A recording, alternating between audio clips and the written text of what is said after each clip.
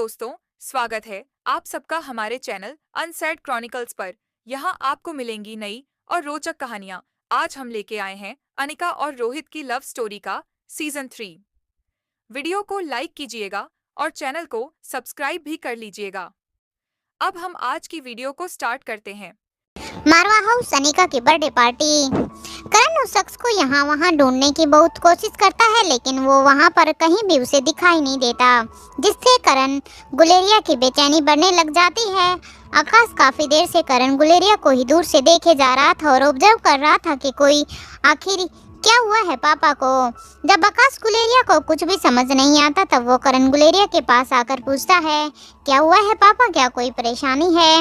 मैं कब से देख रहा हूँ आप कुछ ढूंढ रहे हैं, क्या हुआ है मुझे बताइए, मैं हेल्प करता हूँ। आकाश गुलेरिया करण गुलेरिया को लेकर काफी ही प्रोटेक्टिव था, क्योंकि एक करण ही था जिसने उसको एक पिता का प्यार दिया था। आकाश के लिए भी करण के अलावा कोई भी इतना नहीं था जिसकी की वो इज्जत करता था। आकाश करण को कभी भी इतना परेशान नहीं देख सकता था। करण अच्छी तरह ये बात जानता था कि वो ये बात सबके सामने नहीं कह सकता कि आखिर वो क्या ढूंढ रहा है, वो किस चीज़ से परेशान है। इसलिए बहाना बनाते हुए एक मिठाई काउंटर की तरफ इशारा करते हुए कहता है, कुछ नहीं बेटा, बस मिठाई का एक टुकड़ा गले में फंस गया था। करण गुलेरिया की बात सुनकर आकाश जल्दी से एक पानी का गिलास लेकर आता है और करण को लाकर दे देता है। करण के पानी पीने के बाद फिर पूछता है, पापा क्या आप सब ठीक है? करण गुलेरिया बस हाँ में अपना सिर हिला देता है। अब कुछ ही देर में गुलेरिया परिवार भी वहाँ से जाने के लिए तैयार होता है। करण कहता है, अब हमें चलना चाहिए, रात काफ़ी हो चुकी है। करण गुलेरिया की बात सुनकर पहले श्रेया और फिर राजलक्ष्मी और नंदनी बारी बारी से आकर अनिका के गले लगती हैं। अनिका भी बारी बारी से सबके गले लगती है और सबको थैंक्स कहती है कि उसके इस दिन को इतना स्पेशल बनाने के लिए। अनिका जब राजलक्ष्मी से मिलती है, तब वो राजलक्ष्मी से कहती है, राजलक्ष्मी अब तुम्हें अपने काम से थोड़ी छुट्टी ले लेनी चाहिए। अब तुम्हें आराम की बहुत ज़्यादा ज़रूरत है। आखिर ट्विंस को कैरी करना कोई इतना आसान नहीं होता, काफ़ी कुछ दिक्कतों का सामना करना पड़ता है। और अनिका नहीं चाहती थी कि राजलक्ष्मी या उसके बच्चों को कोई भी परेशानी हो। राजलक्ष्मी के काम के वजह से उसको कुछ भी सफ़र करना पड़े या उसके बच्चों को कुछ सफ़र करना पड़े। राजलक्ष्मी अब अनिका की बात सुनकर कहती है, ठीक है मैडम, लेकिन मैं वीक में 3 दिन तो काम कर ही सकती हूँ, वरना ऐसे ही मैं घर में बोर हो जाऊँगी पड़े पड़े। तभी नंदनी और श्रेया भी अब अनिका की साइड लेते हुए कहती है, नहीं राजलक्ष्मी, अनिका बिल्कुल ठीक कह रही है। अब तुम्हें कोई काम करने की ज़रूरत नहीं है और ना ही हम तुम्हें कोई भी काम करने देंगे। पहले अपनी हेल्थ और बच्चों पर ध्यान दो, फिर बाद में तो काम करती ही रहोगी। एक यही टाइम है जिसमें तुम्हें अपना ज़्यादा ध्यान रखना है। अब राजलक्ष्मी बिल्कुल हेल्पलेस होकर कहती है, जैसा आप लोग कहते हैं मैं बिल्कुल वैसा ही करूँगी। कि तभी मयूर एक साइड खड़े प्रीति और ओमकार के पास जाता है और ओमकार के कंधे पर हाथ रखते हुए उसे चिढ़ाता है। मयूर गुलेरिया अनिका से कहता है, मुझे लगता है अब हमें प्रीति को दुल्हन बनाकर अपने घर ले जाना चाहिए। अब हमें ज़्यादा देर नहीं करनी चाहिए, वरना ओमकार यहाँ घर जमाई बनकर ही रहना शुरू कर देगा। मयूर गुलेरिया की बात सुनकर सब हंसने लग जाते हैं और ओमकार चिढ़ जाता है। ओमकार अब चिढ़ते हुए कहता है, क्या मयूर भाई अब आप भी? वहीं प्रीति का चेहरा ये सब सुनने के बाद शर्म से लाल हो जाता है। करण भी अब अनिका के पास आता है और बिना कुछ कहे ही अनिका के सिर पर हाथ रख देता है। अनिका को करण का ये बिहेव कुछ अजीब लगता है। हालांकि अनिका अपने पापा से ज़्यादा ओपन नहीं थी, लेकिन अनिका को करण गुलेरिया का ऐसे सिर्फ सिर पर हाथ रखना कुछ ज़्यादा ही अजीब लगा। अनिका अब करण से पूछती है, क्या बात है पापा, क्या कोई परेशानी है? अब कुछ आप ठीक तो है ना? अनिका की बात सुनकर करण गुलेरिया बात को टालते हुए कहता है, हाँ बेटा सब ठीक है, बस थोड़ा तबीयत ठीक नहीं लग रही है। I think I am tired now, आखिर मेरी उम्र जो हो चुकी है। अनिका को एक पल के लिए लगा जैसे करण गुलेरिया कुछ तो छिपा रहा है, लेकिन क्या। फिर वहाँ ज़्यादा सवाल ना करते हुए अनिका भी करण को बाय बोलती है और कहती है, अपना ध्यान रखना। अब वो सब वहीं वापस जाने के लिए निकल जाते हैं। सबके जाने के बाद अब अनिका, रोहित और बाकी सबको अपने अपने कमरों में सोने के लिए चले जाते हैं, क्योंकि आज सबने बहुत इंजॉय कर लिया था, जिसकी थकावट सबके फेस पर दिखाई दे रही थी। जैसे ही अनीका कमरे में पहुंचती है और शावर लेकर वॉशरूम से बाहर आकर बाल सुखाने के लिए बालकनी की तरफ जाती है, तभी कमरे के दरवाजे पर खटखटाने की आवाज़ आती है। आवाज़ सुनकर जैसे ही रोहित सोफे से उठकर दरवाज़ा खोलता है तो सामने अपने तीनों बच्चों को खड़ा देखता है। जैसे ही रिया रोहित को देखती है वो झट से रोहित की कमर पर चिपक जाती है और कहती है, आई मिस यू डैड, क्या आपने भी मुझे मिस किया? अब रोहित भी अपनी बेटी को उठाता है और उसके गाल पर किस करते हुए कहता है, मैंने भी अपनी प्रिंसेस को बहुत ही मिस किया। अब आर्यन और अलेक्जेंडर भी आगे आते हैं और कहते हैं, हेलो डैड, आप कैसे हो? आर्यन और अलेक्जेंडर दोनों ही रोहित से बहुत ज़्यादा डरते थे, क्योंकि उन्होंने हमेशा से ही देखा था कि उसके डैड रिया को तीनों बच्चों में सबसे ज़्यादा प्यार करते थे। लेकिन वो इस बात को हमेशा ही टाल देते थे, क्योंकि उन्हें पता था कि रिया कितनी चंचल है और रिया उन तीनों में सबसे छोटी थी और वो रिया को भी अपनी छोटी बहन ही मानते थे। लेकिन अब वो रोहित को कहते हैं कि डैड, हमने भी रिया की तरह आपको बहुत ही मिस किया है। रोहित भी अब अपने दोनों बेटों के सिर पर हाथ रखता है, तभी तीनों बच्चों की नज़र अपनी माँ पर जाती है। तीनों बच्चे ही दौड़कर अनीका के पास चले जाते हैं। अनीका तीनों बच्चों को देखकर एकदम से ही खुश हो जाती है। जैसे ही तीनों बच्चे अनीका के पास दौड़कर आते हैं, अनीका नीचे बैठ जाती है और तीनों को ही अपने गले से लगा लेती है। अब अनीका बारी बारी से तीनों बच्चों को किस करती है और कहती है, मैंने तुम तीनों को बहुत ही मिस किया, मैं तुम्हें बता नहीं सकती। अब तीनों बच्चे ये बात जानते थे और वे अपनी माँ को बोलते हैं, सॉरी मॉम, हम उस दिन आपसे बिना मिले ही चले गए थे। अनीका अब फिर से बच्चों को गले लगा लेती है और कहती है, इसमें तुम्हारी कोई गलती नहीं है और वैसे भी तुम तो यहाँ मुझसे मिलने के लिए आए थे, लेकिन मैं ही यहाँ पर नहीं थी। सॉरी बच्चों, मैं उस दिन तुम लोगों से मिल नहीं पाई, उस चीज़ के लिए मुझे बहुत ही दुख हुआ। उस दिन मैं किसी जरूरी काम से बाहर थी। अब रिया कहती है, सॉरी मम्मी, जब हम यहाँ से गए थे तो हमें यही लगा था कि आपके पास तो हमारे क्लोन है, इसलिए आपको हमारी याद नहीं आ रही होगी। यही सब सोचकर है ना, हम आपसे मिलना नहीं चाहते थे और हम यहाँ से चले गए थे। रिया के मन में जो भी कुछ था वो बेझिझक अपनी माँ के सामने सब कुछ बता देती है। अब आर्यन और अलेक्जेंडर वे दोनों भी अनीका को कहते हैं, हाँ, हमें भी कहीं ना कहीं इस बात का बुरा लग रहा था कि आप हमें अपने से दूर भेज रहे हो, इसलिए हम आपसे मिलना नहीं चाहते थे और ना ही हमारे में आपसे मिलने से ज़्यादा हिम्मत हो रही थी, क्योंकि हम आपसे दूर नहीं जाना चाहते थे। अब रिया फिर से बोलना शुरू करती है, लेकिन मम्मी, जब हम आप दोनों से दूर हुए तो हमें बहुत ही अजीब लग रहा था। हमें वहाँ जाकर पता चला कि आप लोगों का ये डिसीजन बिल्कुल हमारी सेफ्टी के लिए ही था, क्योंकि जब हमें वहाँ जाकर पता चला कि हमारे दुश्मनों ने रिया के क्लोन को किडनैप कर लिया है, तब हमें आपकी बात समझ में आई कि आपका डिसीजन कितना सही था। इसलिए हमें माफ़ करना मम्मी, क्योंकि आपका डिसीजन सही था, हमने ही कहीं कुछ गलत समझ लिया था, हमें आपसे उस टाइम मिलकर जाना चाहिए था। अनीका फैब्रिया की बात सुनकर कहती है, कोई बात नहीं बच्चा, हो तो आके तुम बच्चे ही। अनीका तीनों बच्चों से पूछती है कि तुम्हारा वहाँ पर क्या मन लग गया है, अब तुम्हें वहाँ पर कैसा लग रहा है, क्या सब कुछ तुम्हारे अकॉर्डिंग ठीक है या नहीं?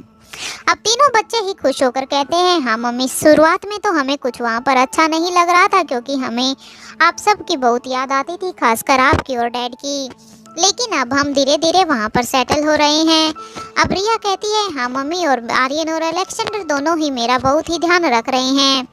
रिया की बात सुनकर अब अनीका को अपने दोनों लड़कों आर्यन और अलेक्जेंडर पर बहुत ही प्यार आता है। वो दोनों के चिक पर अपना प्यार से हाथ फेरते हुए कहती है कि मुझे तुम दोनों से यही उम्मीद थी। अब आर्यन और अलेक्जेंडर दोनों ही अनीका को कहते हैं, हाँ मम्मी, वो हमारी छोटी बहन जो है। क्योंकि मन में फिर से क्लोन को लेकर कोई भी शक ना आए, इसलिए अनीका फिर से कहती है, रोबोट चाहे कितने भी अच्छे क्यों ना हो, दिखने में मेरे बच्चों की तरह बिल्कुल क्यों ही ना हो कभी, लेकिन वो कभी भी तुम तीनों की जगह नहीं ले सकते हैं। आखिरकार हैं तो वो बस एक रोबोट ही ना, फिर हम में और फिर हमारी जान तो तुम तीनों में ही बसती है। अनीका तीनों बच्चों को बेड पर बिठा देती है और उनके पास ही बैठ जाती है। तभी रोहित भी अनीका के पास आकर बैठ जाता है। फैमिली अब एक साथ बैठी थी, तभी रिया एकदम से बोलती है, मॉम, आपने सबसे ज्यादा मुझे मिस किया है ना? रिया की बात सुनकर अब आर्यन कहता है मोम हम तीनों को ही रिया बराबर का प्यार करती हैं, इसलिए उन्होंने हम तीनों को ही बहुत मिस किया होगा। लेकिन रिया आर्यन की बात सुनकर कहती है मैं सबसे छोटी हूँ इसलिए मोम ने मुझे ज्यादा मिस किया होगा, है ना मम्मी, बताओ ना। अब दोनों भाई समझ जाते हैं कि रिया जताना चाहती है कि अनिका तीनों बच्चों में से सबसे ज्यादा प्यार रिया को ही करती है जैसे रोहित करता है। अब दोनों भाई आर्यन और अलेक्जेंडर को भी इस बात से कोई ऐतराज नहीं था, वो भी रिया को एक छोटी बहन की तरह ही ट्रीट करते थे। तभी रिया की नज़र वहां रखे हुए सभी गिफ्ट्स पर जाती है और रिया एक्साइटेड होकर कहती है मॉम और डैड ये कितने सारे गिफ्ट्स मॉम को मिले हैं, क्या हम ये सारे गिफ्ट्स अभी खोल कर देख सकते हैं। रिया की बात सुनकर अनिका अपनी गर्दन हाँ में हिला देती है क्योंकि अनिका को पता था कि रिया को सरप्राइजिंग गिफ्ट बहुत ही ज्यादा पसंद थे। तभी रिया उन गिफ्ट्स की तरफ जाती है जहां पर वो गिफ्ट रखे हुए थे और वो बारी बारी करके एक एक गिफ्ट को खोल कर देखती है। रिया अपने हाथ में एक गिफ्ट बॉक्स को उठाती है जो दादी माँ ने दिया था, मतलब आयशा मारवा ने। जैसे ही वो उस गिफ्ट को खोलकर देखती है तो उसमें एक बहुत ही सुंदर एक पुश्तैनी डायमंड नेकलेस निकलता है, जिसे देखकर रिया कहती है वाओ मम्मी ये कितना सुंदर है। इस नेकलेस में ब्लू डायमंड के साथ और भी बहुत सारे छोटे छोटे रियल डायमंड लगे हुए थे जिनका मिलना अभी आज के टाइम में नामुमकिन था, क्योंकि ये नेकलेस काफ़ी टाइम से आयशा मारवा ने संभाल कर रखा हुआ था। ये एक ट्रेडिशनल नेकलेस था जिसकी कीमत अभी आज के टाइम में लगा पाना काफ़ी नामुमकिन था। अब रिया दोबारा से एक बॉक्स उठाती है जो करण ने अनिका को दिया हुआ था। अब रिया करण का दिया हुआ बॉक्स खोलती है तो उसे देखकर रिया को और भी खुशी हो जाती है क्योंकि उसके अंदर 2 टिकट थी। जब रिया ध्यान से उस टिकट वाउचर को देखती है तो वो खुश हो जाती है क्योंकि ये एक वर्ल्ड टूर की टिकट थी। लेकिन जब जैसे ही उसने देखा कि ये तो बस सिर्फ 2 ही टिकट है तो थोड़ी देर के लिए वो सेट हो जाती है और वो कहती है मम्मी ये क्या, आई एम अपसेट विद नानू, नानू ने सिर्फ 2 ही टिकट भेजी हैं लेकिन मुझे भी आप लोगों के साथ वर्ल्ड टूर पर जाना था। हालांकि रोहित मारवा एक बिजनेस टाइकून था, वो एक किंग भी था, उसके लिए किसी वर्ल्ड टूर में लेके जाना कोई नामुमकिन नहीं था। लेकिन ये टिकट गुलेरिया ने दी थी तो इसलिए रिया एक्सपेक्ट कर रही थी कि नानू उसके लिए भी ये वाह टिकट भेजेंगे। अब रिया फिर से और बाकी के बॉक्सेस को भी खोलती है जिसमें किसी ने अनिका को वीकेंड क्रूज वाउचर दिया था, किसी ने अनिका को डायमंड रिंग दी थी तो किसी ने मॉरिशस से लाया हुआ परफ्यूम दिया था। रिया अभी बाकी बारी बारी से सारे गिफ्ट्स को देखकर बहुत ही एक्साइटेड होती है क्योंकि रिया को सरप्राइजिंग गिफ्ट्स बहुत ही पसंद थे। अब रिया तीनों बच्चों से बोलती है उनके सिर पर हाथ रखते हुए कि रात ज़्यादा हो चुकी है, अब तुम्हें भी जाकर सो जाना चाहिए, फिर तुम लोगों को वापस भी तो जाना है। अनिका की बात सुनकर रिया फिर से मासूम सी शकल बनाकर कहती है मॉम क्या हम कुछ और दिन यहाँ रुक नहीं सकते हैं, हमें अभी तक अच्छे से अपने छोटे भाई को भी नहीं देखा है। रिया ने अनिका से ये बात इतने प्यार से कही थी कि अनिका भी रिया की बात को अब टाल नहीं पाई। अनिका हाँ करते हुए कहती है ठीक है, लेकिन इस बात का ध्यान रहे कि किसी को भी ये शक नहीं होना चाहिए कि तुम लोग इतने लंबे टाइम तक यहाँ नहीं थे। अब तीनों बच्चे एक साथ ओके मॉम बोलते हैं और फिर गुड नाइट बोलकर उनको एक प्यारा सा हग और किस कर चले जाते हैं। बच्चों के जाने के बाद अनिका रोहित को देखकर कहती है थैंक्स मिस्टर मारवा मुझे इतने खूबसूरत गिफ्ट देने के लिए। अनिका की बात सुनकर अब रोहित कहता है अगर तुम चाहो तो मुझे इसका रिटर्न गिफ्ट भी दे सकती हो। अनिका रोहित की बात को समझ जाती है कि आखिर रोहित कहना क्या चाहता था। ये बोलकर अब अनिका मुस्कुराने लग जाती है। अनिका की मुस्कुराहट को देखकर रोहित अनिका की तरफ बढ़ जाता है। इतने दिनों की भागदौड़ के बाद आज अनिका भी इस पल को जीना चाहती थी, इसलिए वो भी अपनी आंखें बंद कर लेती है और वो भी रोहित के साथ इस पल में कहीं खो जाती है। कुछ देर बाद अनिका का फ़ोन बजने लग जाता है। फ़ोन की कॉलर आईडी पर नाम देखकर अनिका हैरान हो जाती। इधर सभी गुलेरिया हाउस में पहुंच चुके थे। वे लोग भी आज काफ़ी ज़्यादा थके हुए थे, इसलिए सब अपने अपने रूम में जाकर सो जाते हैं। करण गुलेरिया भी अपने रूम में चला गया था, लेकिन आज उसकी नींद कहीं गायब थी। करण गुलेरिया भी इस पार्टी में बहुत ज्यादा थक गया था, लेकिन काफी कोशिश करने के बाद भी उसको बेड पे लेटे लेटे हुए नींद नहीं आ रही थी। जैसे ही वो अपनी आंखों को बंद कर रहा था, उसके सामने वही आंखें बार बार उसके आंखों के सामने आ रही थी। उन आंखों को देखकर करण को एहसास हो रहा था कि ये आंखें उसकी बहुत ही जानी पहचानी है। ये आंखें उसको किसी की याद दिला रही थी। करण आज इसी बेचैनी में करवटें बदलता रहता है। इधर अनिका जब उस कॉलर आईडी में उस नाम को देखती है तो अनिका हैरान हो जाती है। आखिरकार किसका फोन आया था अनिका को, और कहीं अनिका हैरान क्यों हुई थी उस फोन कॉल को देखकर? जानने के लिए सुनिए इस कहानी के अगले एपिसोड को। आज की वीडियो के लिए सिर्फ इतना ही। नेक्स्ट एपिसोड कल अपलोड होगा। वीडियो पसंद आई हो तो एक प्यारा सा कमेंट जरूर कीजिएगा और वीडियो को लाइक जरूर कीजिएगा। साथ ही चैनल को सब्सक्राइब कर लीजिएगा और हमें बताइएगा कि आप हमारी वीडियो को कहां-कहां से देख रहे हैं। धन्यवाद।